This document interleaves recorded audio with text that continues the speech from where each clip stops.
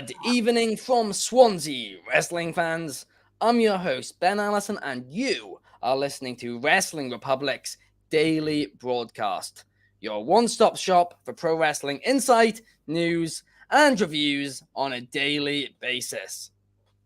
Today we have a lot to talk about, including answering your questions for Mailbag Monday.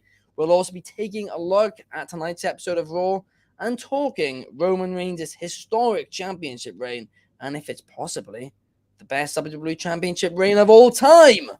But to get into all these topics, we need a great crew to talk about them. So joining me first, we have the head of reviewing here at Wrestling Republic, Coby Galenzoski. How are you, Coby?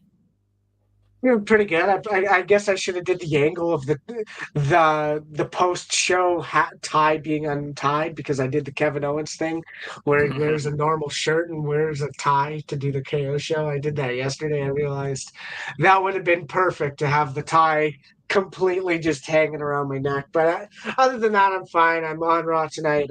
We're back. This is the start of a new week if you want to view it that way. We're out of the weekend. We're approaching a brand new week because we got Raw, NXT, Dynamite, SmackDown, and now we have Collision. And the landscape is changing. That's all that needs to be said. Absolutely. They're making our lives a lot harder as people who cover wrestling. It's tiring, but there's a lot of wrestling and it's going to be a lot of fun. But also joining us, we have another reviewer here today, David Sheldon. How are you, David? I am great. Thank you so much for having me once again today for Mailbag Monday and for the Raw preview. I'm excited for Raw tonight. It should be a fairly fun show. It is absolutely roasting here in London. I'm assuming it also is where you are, Ben. It is too hot for human life, but we're okay because we will carry on, and I'm very excited. Let's get at it. Yeah, I'm not sure if you can see through the camera right now, but I'm sweating here, and it's quite annoying here today because I went out early and it looked quite cloudy, so I wore trousers and all that. Stepped outside, no, it's still boiling hot and it's just really humid. But we're going to get through it and let's talk about some wrestling. And let's firstly talk about Roman Reigns' historic, undisputed WWE Universal Championship reign. And this isn't a question which has been submitted by anybody, but was actually a question which was asked to me this week when I was telling a friend of mine about this Roman Reigns title run. And they basically said to me, they said if he's been champion for over 1,000 days and he's been invested with several storylines throughout it, then, is it the best title reign of all time? And it's a very good question. I mean, admittedly, all three of us here on the show today are quite, young fans. This isn't a throwback Thursday episode of Anthony and Clark.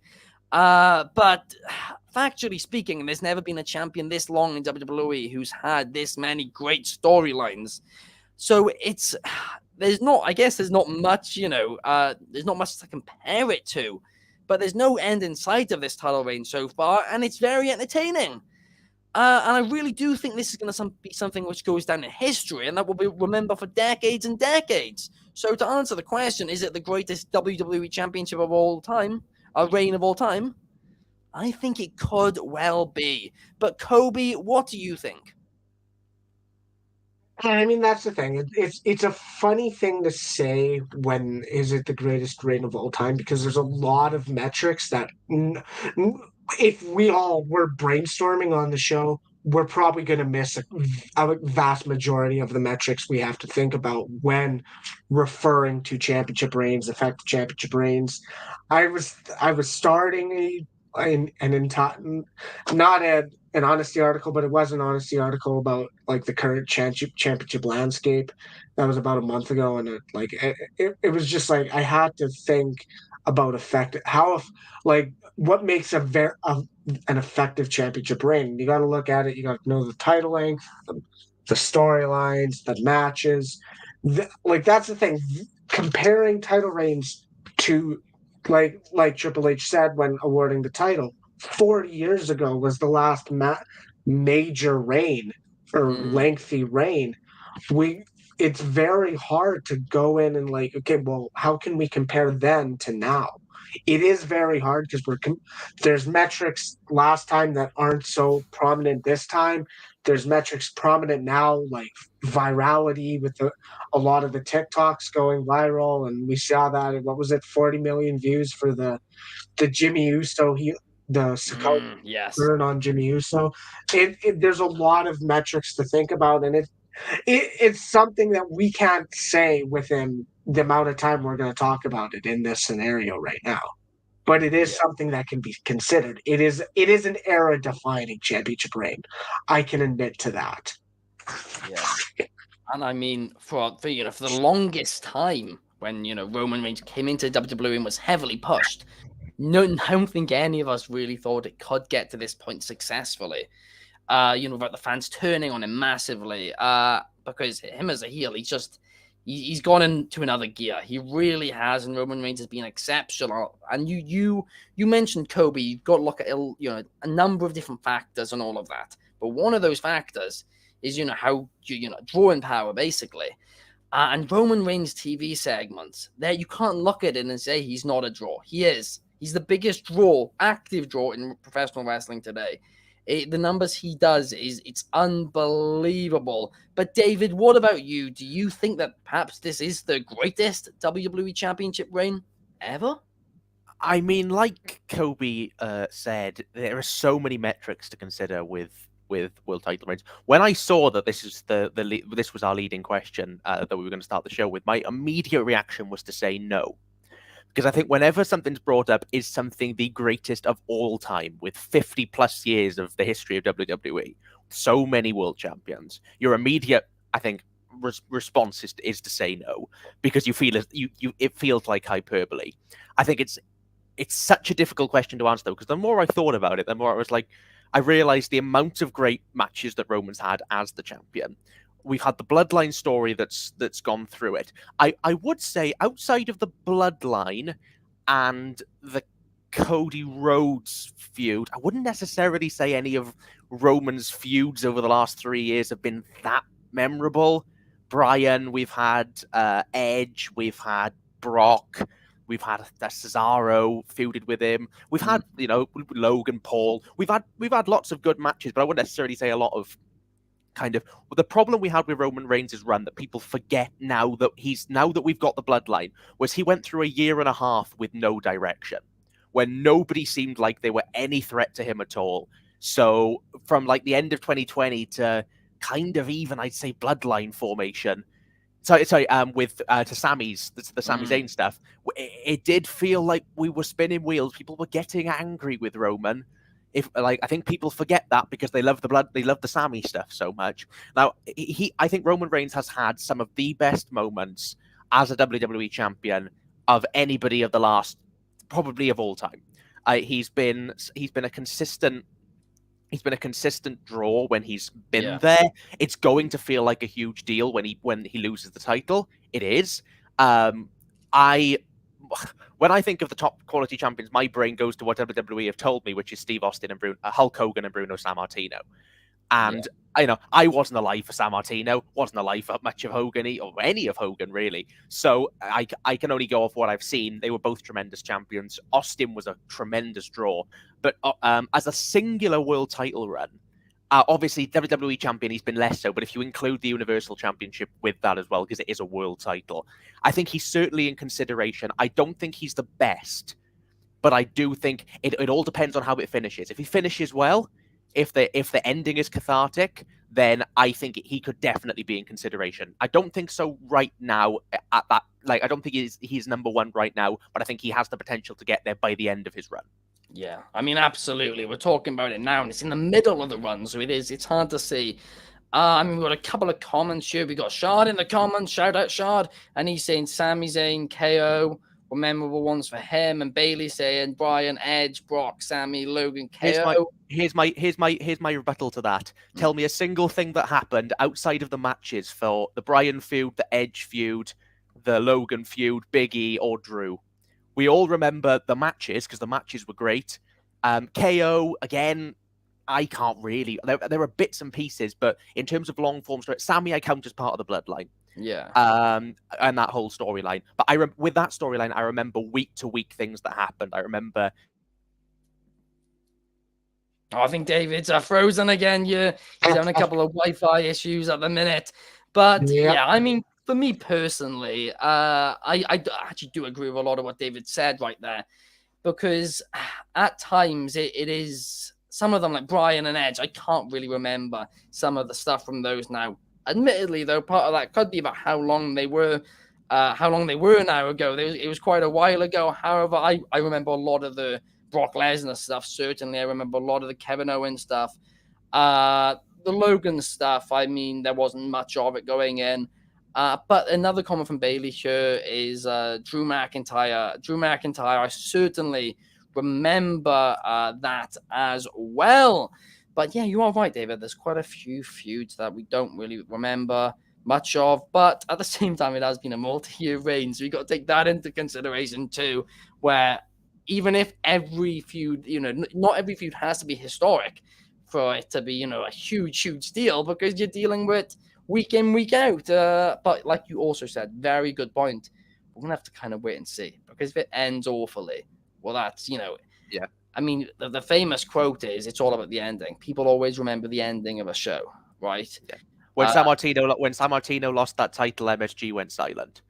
Yeah. If we end it with a bang, absolutely. If we end it on a whimper, it could.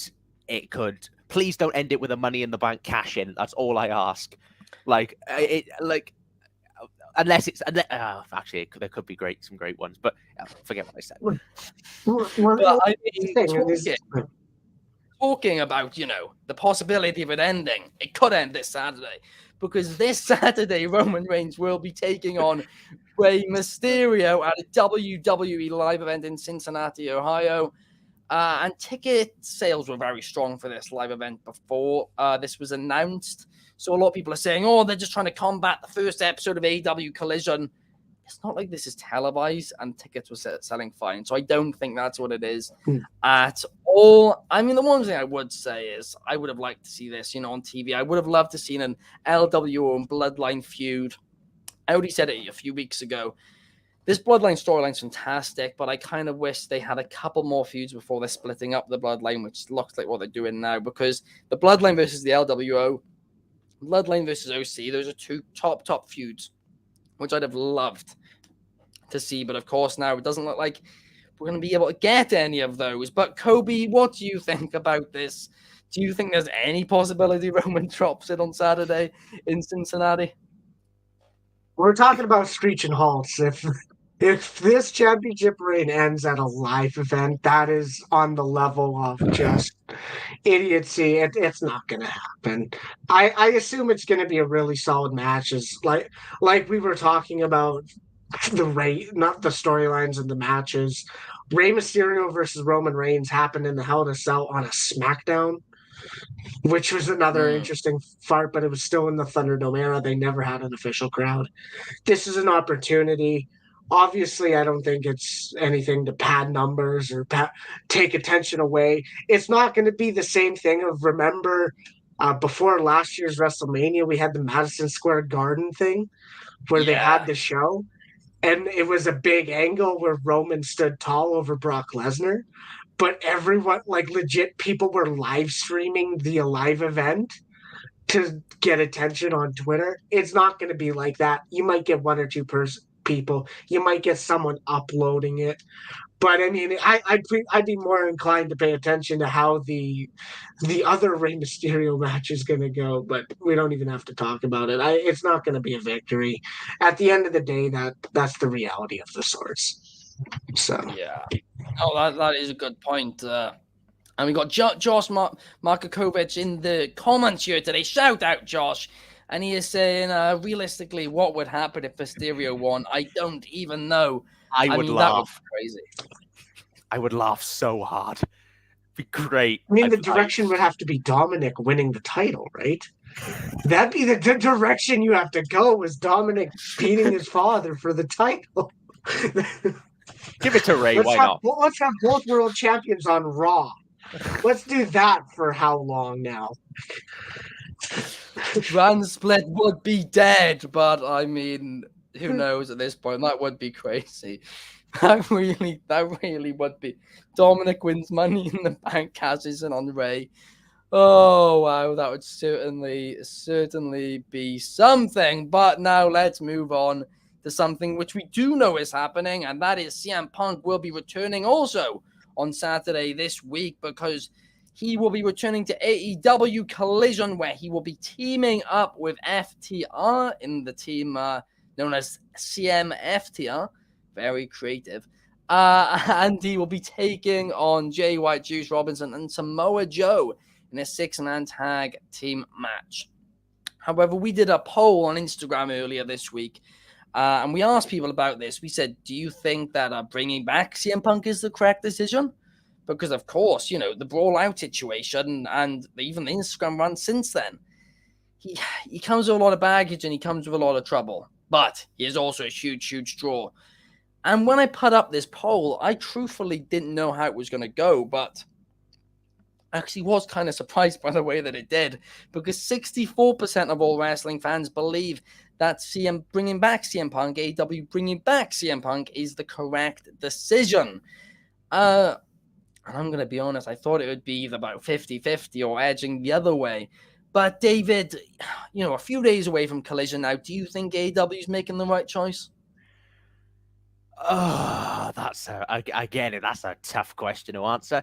Am I excited as the reviewer for Collision to see CM Punk back on my television screen? Yes. Do I think from a company perspective it's the right choice to bring him back? I don't know.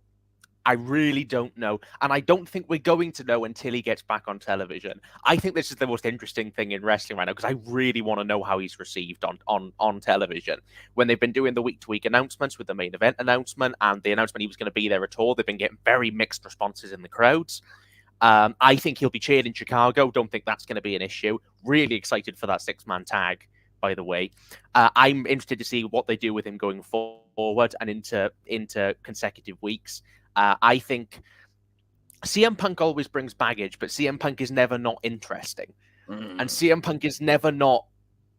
CM Punk, in his time with AEW, produced some of the best moments the company have ever had. I stand by that CM Punk and MJF was the best feud they ever did, AEW have ever done.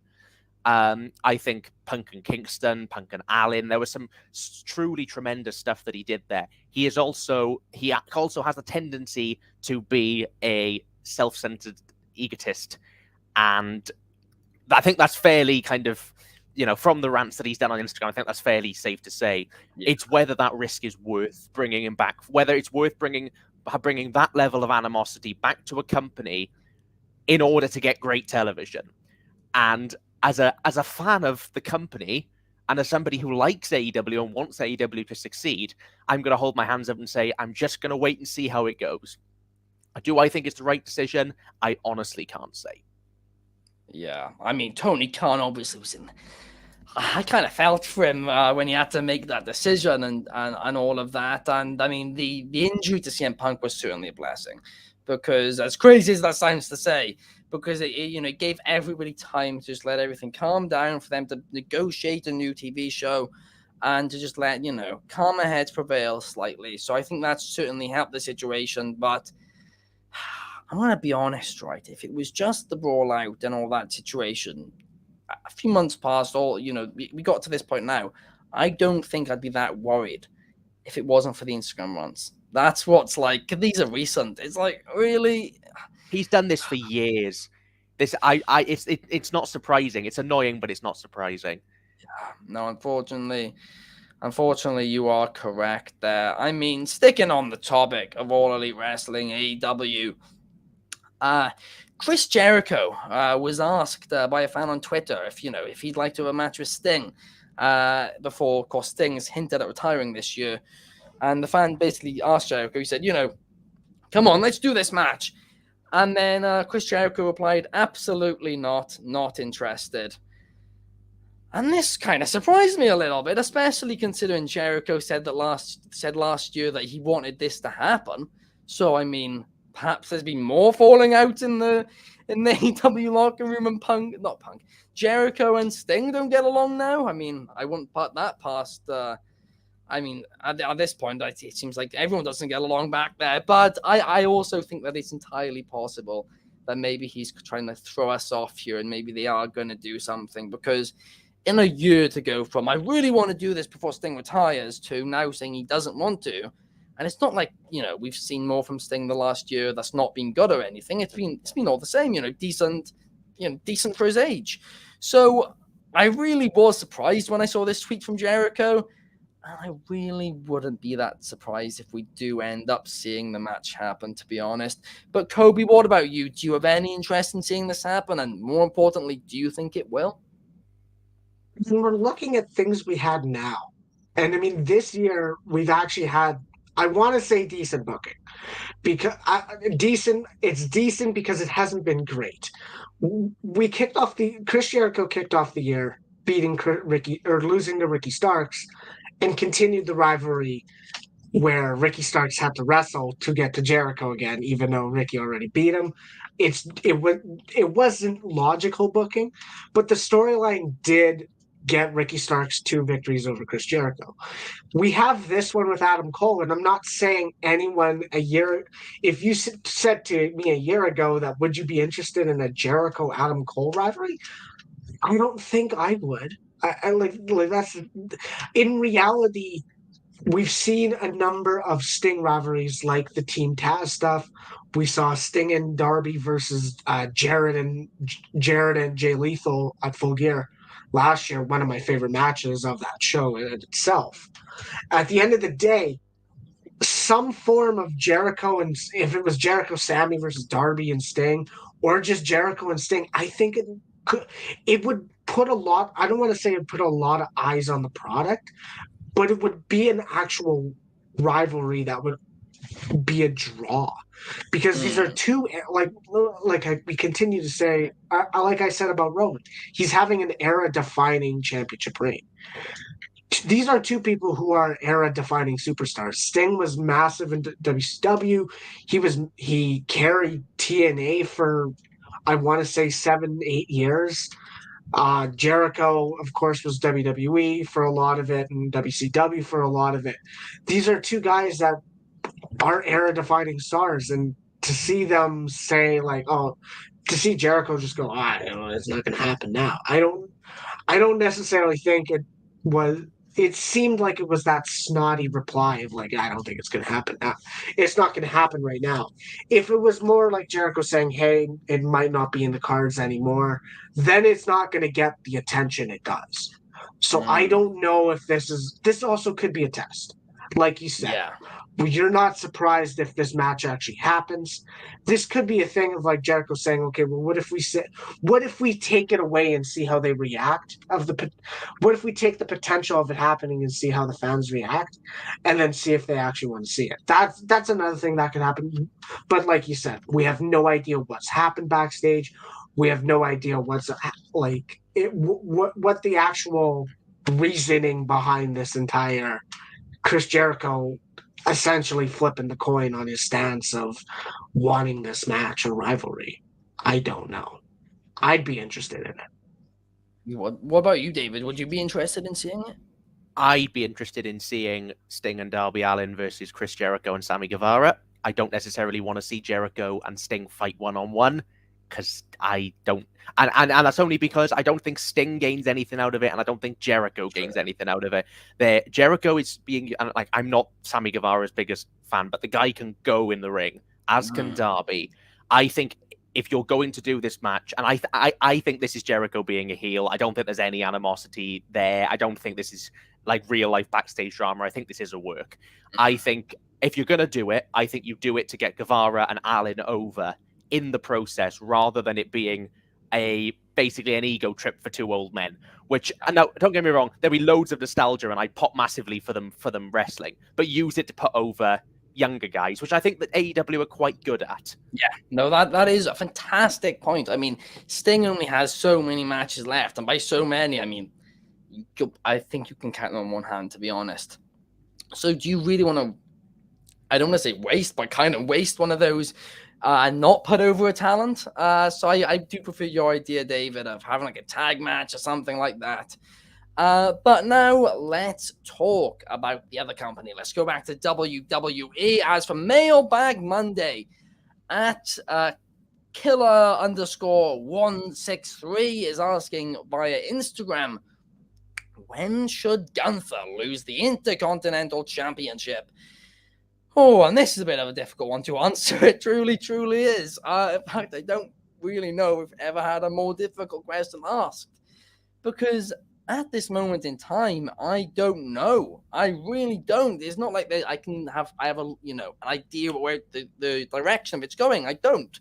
With the bloodline, yeah, I have a few ideas, but with the Intercontinental Championship, it's not like they're telling some long-term storyline here. So as far as I know it could happen at Money in the Bank, or it could happen 2 years' time at SummerSlam. It's a really difficult one to predict. But this week on WrestlingPublic.com, Peter Ryan published an article on why he thinks Shinsuke Nakamura should be the guy to take the title off of Gunther, and he made some great points. Even though at first I was a bit confused by it, when I actually read the points he was making, it was a great argument. But for me personally, I'd like to see Gunther put over somebody younger. Perhaps maybe run back Gunther and Pete Dunne, Gunther and Butch, or even Tyler Bate, Dragunov, who's in NXT at the minute. There's tons of old rivalries you could reignite, and you could pass the torch that way. I'd like to see that. And for that reason, I think you should, hold it at least the end of this year, early next year, and you really build up a story with a young star to take the title off him. But David, what about you? I know you're a huge Gunther fan, so I mean, if it was up to you, I'm sure you'd like to see him never lose the title. But when do you realistically see it happening?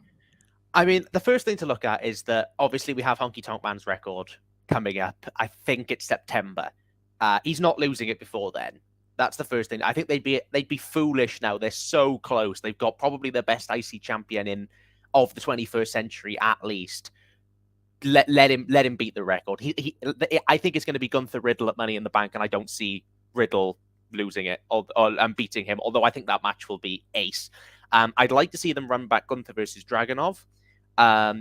I don't necessarily think Dragunov wins that if they run it back. I've been flying the flag for a while that Chad Gable is the guy to do it. When they do it, like I don't think Gable will, but in my own fantasy booking head, I would say do it at Mania. I think Mania is a very easy answer. Another option is you do it on the final, whatever it'll be, a final Raw of the year or something, and really give a statement of intent going into the new year. I don't think if you market an episode of Raw well enough, it can still feel like a momentous moment. I'd probably rather it on a pay-per-view, of course, but for a special occasion or something to really set the tone for the new year. I think Gunther's got loads of matches in him. But I don't think he necessarily needs the IC title to still have those dream matches. But I think there's a lot of guys he can still put over. So I'm going to say minimum Mania. I think I want to see Gunther in the world title picture. I want to see Gunther and Brock. I want to see all those matches. So I would say possibly Mania, maybe a bit longer, maybe a bit shorter. But we don't need a Roman run. We don't need years and years because the fans will burn on him no matter how much we all love him. They will start to burn on him. We've got Roman. We don't need 2 going years.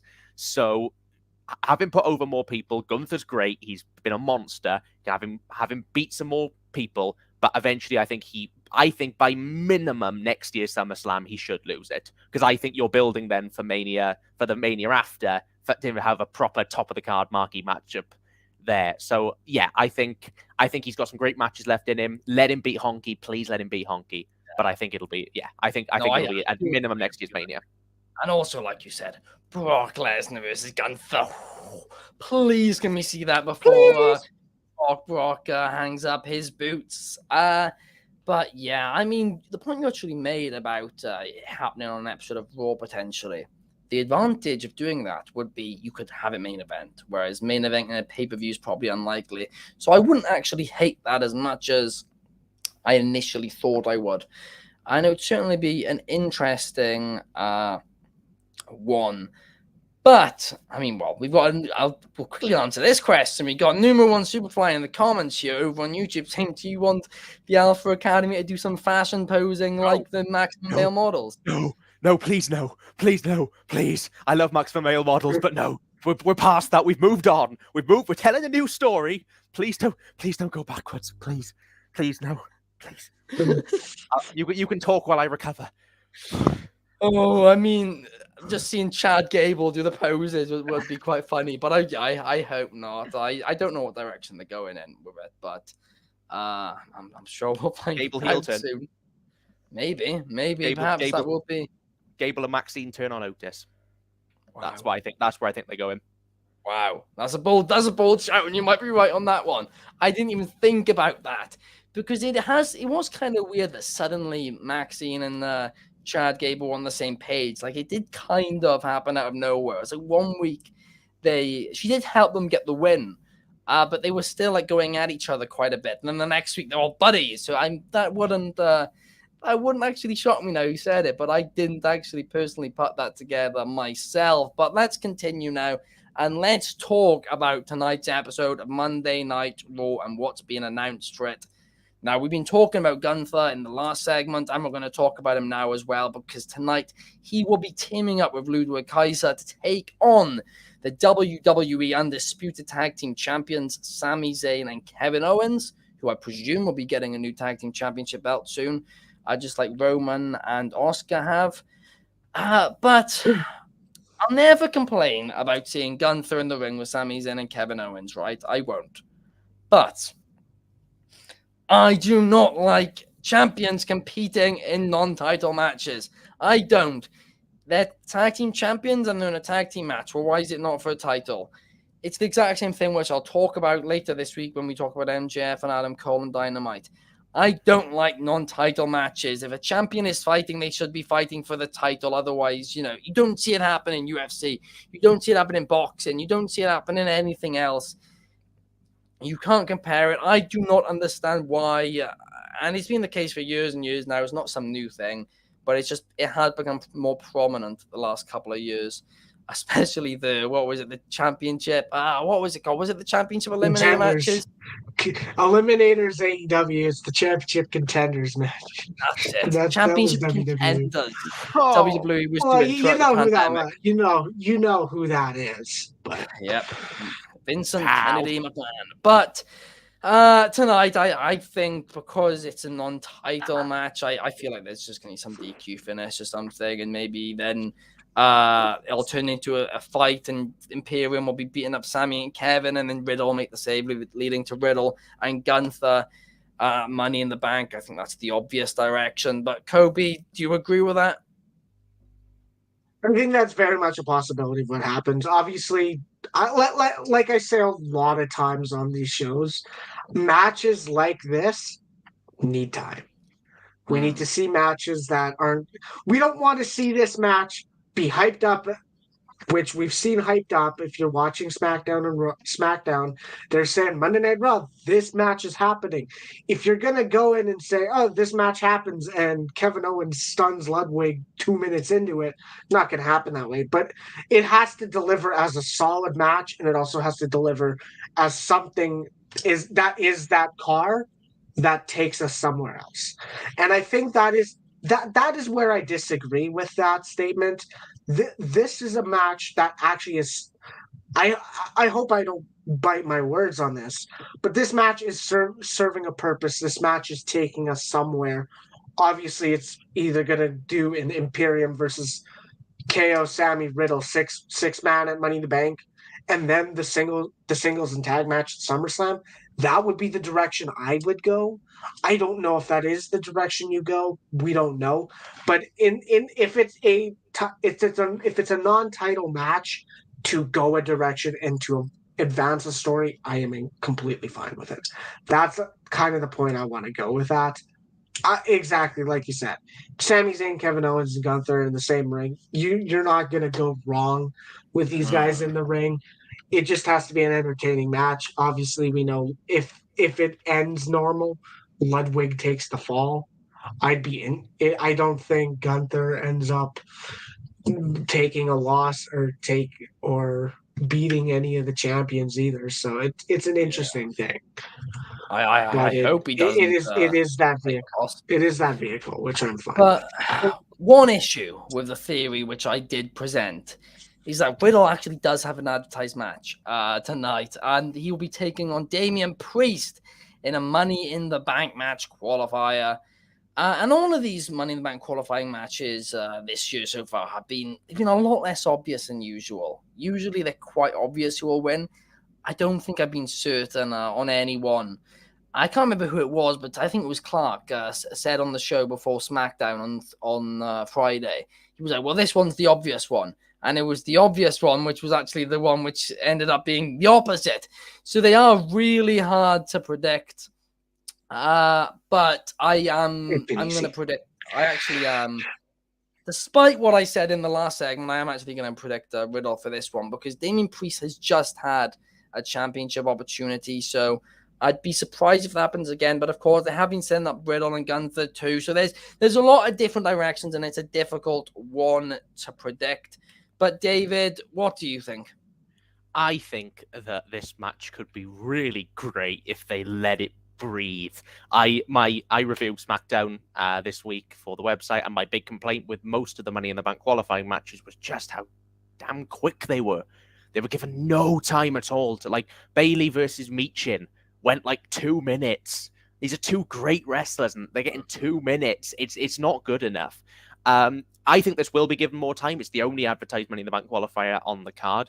I don't think it's quite as obvious, because my initial thought was most people that I've seen online are saying Priest will win this comfortably. Not in terms of like comfortably in the match, but that he is a heavy favorite to win it.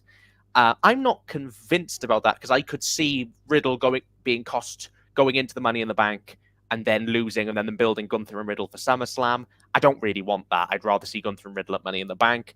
I think you could also have a communication with Finn Balor cost Priest the qualifier, and build the Judgment Day split. I think Priest probably will win this.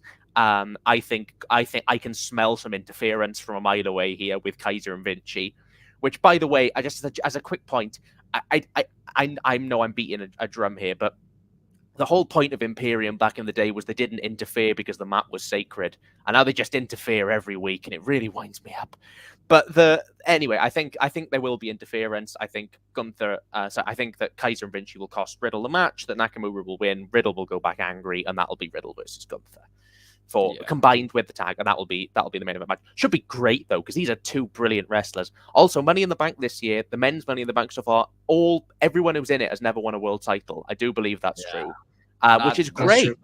I love that. I love that. It makes it feel like we're having a showcase for people, and until Brock Lesnar comes out at the end. And Please no, please not again. Oh, that was actually entertaining. The Brock fight is so good. We've got a couple of comments here. Firstly, got Bailey asking, why is Ludwig fighting them and not Vinci? I think the answer to that is very simply because Ludwig is more over. I think it comes down. I think it comes down to that, to be honest. And we've got number one Superfly saying, "Is there too much chaos brawling during matches? It's a bit repetitive." I do agree with that completely. But now let's move on to something which was chaos last week, and that was Miz TV, where Cody Rhodes was a guest and Dominic Mysterio got interrupted. Well, tonight Cody Rhodes doesn't want to talk to us about anything. Or at least I hope not. Instead, he wants to fight, and he wants to fight The Miz. I mean, this thing really does feel like they're just trying to, fill time while they're waiting for Lesnar to return so they can continue the Cody-Brock storyline. But yeah, Cody's getting a match against The Miz.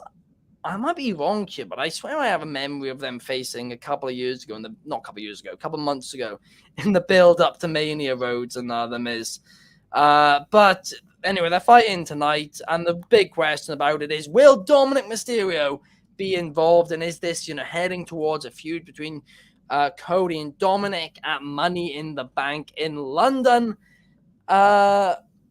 Basically just filling the time before Brock presumably returns at SummerSlam. But Coby, what do you think about this match? Do you see an upset happening and Miz getting the win?